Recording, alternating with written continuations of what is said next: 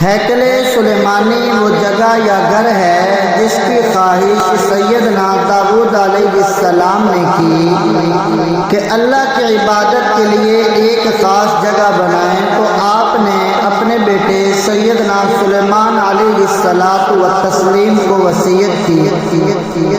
وصیت کے مطابق سیدنا سلیمان علیہ السلام نے وہ جگہ تعمیر فرمائی، اس کو ہیکل سلیمانی کہا جاتا ہے۔